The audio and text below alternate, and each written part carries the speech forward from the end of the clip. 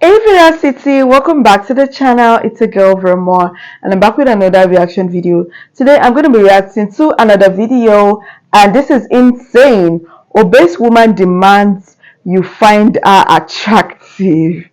Demands? Really?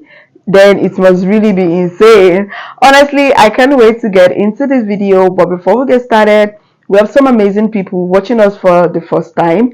If you are new to the channel, hello, I'm Vera. I do reaction videos. If it's something that you love, why not join Vera City?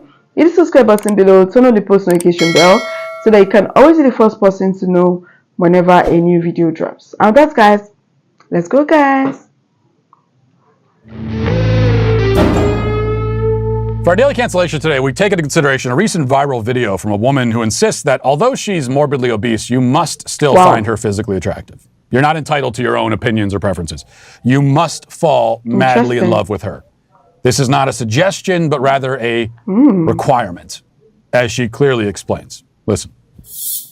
Hey, bestie! You're wrong. I think it's time for another adult pre-K lesson. What do you think?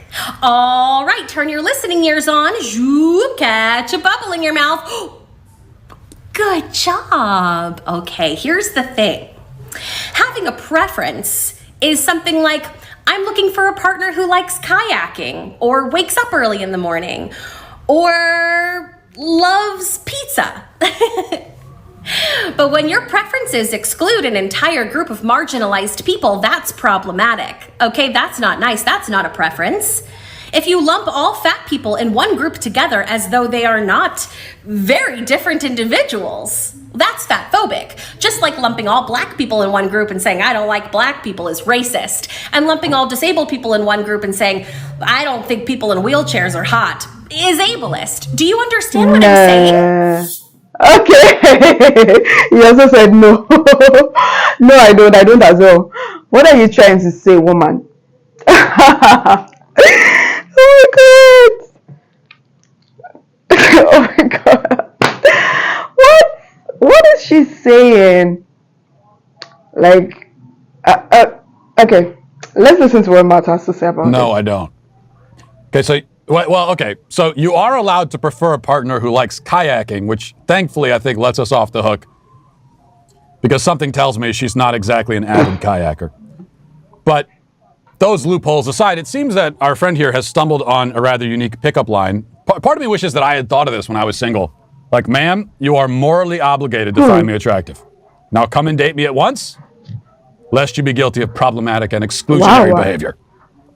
But something tells me I would have struck out as badly with that line as I'm sure she does. The only difference is that I would have been arrested for harassment and stalking on top of it. Now, a few points to make here. First of all, this woman, and my 12 seconds of research tells me that her name is Lexi, has, and the research was just looking at the bottom of the video there where it says her name, she has a problem that goes beyond her weight. If Lexi finds that most people don't want to be around her, it probably is because of her god-awful personality. I, for one, would rather take a bath in battery acid than be stuck in a room with her for any length of time. And that's got nothing to do with her appearance. It has everything to do with her demeanor, her attitude, tone of voice, and just way of being. Exactly. Why would you demand that people find you attractive? Come on. Why would you demand that? And looking at her, she's actually very beautiful. Looking at her, she's actually beautiful. So why would you demand that people find her attractive or go out with her? Look, you cannot control everything. I don't even know how to explain this to you guys. Like, it is just crazy, gosh. This is something that anyone who struggles to find a partner should take into consideration. Before wondering whether you're being discriminated against based on your physical features, please reflect on the possibility that you might be a nagging, miserable shrew. Now, it can be hard even for the most attractive person to find or at least maintain relationships if they have a repulsive personality.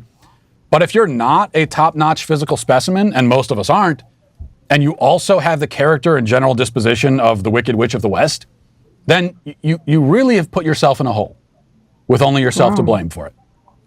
Second point, she says that you aren't allowed to exclude entire groups of people from your sexual preference, but that, of course, is exactly what a sexual preference is. That's what any kind of preference is, actually. Preferences exclude by definition. All preferences do. Any preference is exclusionary and discriminatory. That's the whole point. You're preferring one thing over another, or one person over another. As for sexual preference specifically, gay men exclude her because she's a woman. Is she going to berate them for that? Well, she might, I guess. As we've seen, for years the left insisted that sexuality is innate and immutable. It can't be changed and it's not the result of choice. But more recently, they've decided that their own arguments no longer hold. Your sexuality can become problematic if it excludes so-called marginalized groups. A gay man who isn't attracted to a woman who identifies as a man is now a transphobe. A straight man who isn't attracted to a man who identifies as a woman is also a transphobe. Anybody who isn't attracted to an obese person is fatphobic. Anyone who isn't attracted to shrill, hectoring, condescending scolds like Lexi is whatever kind of phobic that applies to. Your sexuality is not your own business. It is not a private matter anymore, as the left had previously insisted. They will decide who you should be attracted to. And quite often, coincidentally enough, the person putting themselves in the position to make this choice for you will decide that you should be attracted to them personally. Funny how that works. You know, it's like, well, I've run the numbers and I've done the calculations, and it turns out that in order to not be a bigot, you're supposed to be turned on by, what does it say here? Oh, me. Sorry, I don't make the rules. Well, I guess I do, actually. Third point, briefly, referring back to the first. This seems to be something that a lot of people do, even if they aren't on the left. When people have trouble forming and maintaining relationships, both sexual and platonic, they develop a victim complex, deciding that the problem in their personal and romantic lives is that everyone else is being mean to them. And this only exacerbates the problem because nobody wants to be around someone with a victim complex. Even people with victim complexes don't want to be around other people with victim complexes. In fact, people with victim complexes especially don't want to be around other people with victim complexes because then it becomes a zero-sum game, a sort of victimhood competition. The self-determined victim becomes all the more isolated as a result, and their victim mentality only hardens and spreads and metastasizes over time. So if you're looking around and finding that most people don't want to be around you, don't find you appealing or attractive on any level, you could start pointing fingers and making demands, or you can begin the difficult work of changing yourself. And this process should be one that includes both the exterior and the interior, both physical and spiritual. Although this is hard and painful and it requires the kind of honest self-assessment that most people don't have the wherewithal to conduct, the good thing is that you actually have control over yourself. Yourself is a thing you can change by the grace of God. You can't really force anyone else to change. All you could do is scream at them as they back ever farther away until you're all alone, yelling into the void. It's up to you which strategy you choose. We know which one Lexi has chosen, and for that reason today, she is, of course, canceled. Listen, hit that subscribe button right now. Do it right now. I thank you for your compliance. It is somewhat appreciated. Oh my goodness. Whoa, oh my God. I love. Like, he spilled all the teas. I love the fact that he's always been so honest and blunt in all of his videos. Like, I mean, this obese woman, she's demanding that people find her attractive, that this and that. You don't force people to like you. You don't tell people what to do. But you can change yourself. You can change you. You can be a better person. And I love the fact that he said, through the grace of God, you can actually change. You can be better. Okay, she's a very beautiful woman. I must confess, she's very pretty. But is she beautiful in the inside? Because even for her to do this kind of video says a lot about her. Says a lot about her.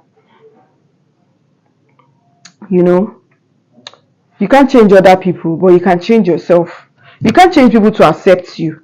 You can't force people to accept you. First of all, you need to even accept yourself. Have you accepted yourself first? Are there some things you don't like about yourself? Probably you need to change your attitude. You need to change your behavior. Have you done all of that? Then we can now move forward from that. So yeah, I believe that you can change who you are. You can change yourself to become better, of course.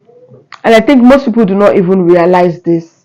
In fact, what do you guys think about this video? Drop a comment down below. If you enjoyed this video as much as I did, give it a huge thumbs up and please share this video. And if you're new to the channel, join Veracity. Hit the subscribe button below, turn on the post notification bell so you can always be the first person to know whenever a new video drops. Thank you guys so much for watching. See you in my next video. Love you. Bye.